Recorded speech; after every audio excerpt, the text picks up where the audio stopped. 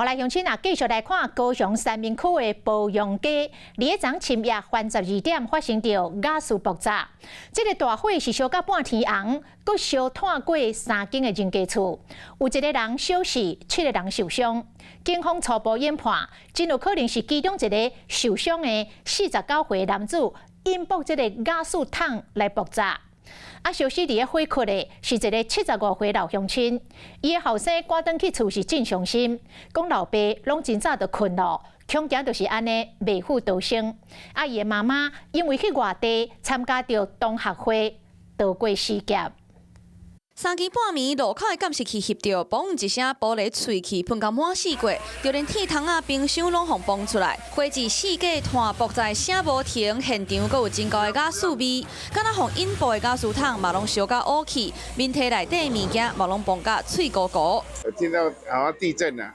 个跟出来讲，火烧，我唔敢入去看，拢是这尔。准备睡觉啦。崩了，我知影伊个瓦斯桶拖出来伫遐。伫咧高雄三明区保养街，昨昏暗时12点外发生起爆事件，火伫咧1点钟内拢互拍花，不过当时住户拢还咧困，火烧了真紧，拢总有6个人互玻璃挂着伤，其中阁有1个10岁囡仔，经过治疗，拢已经出院。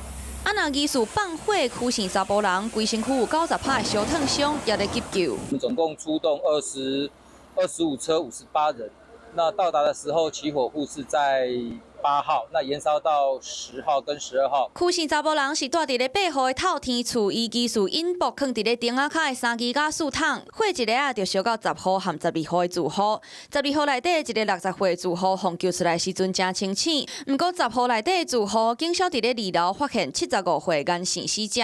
对。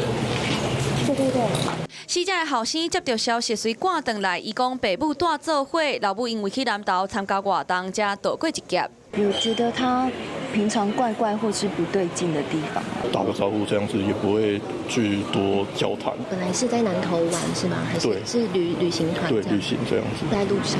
对。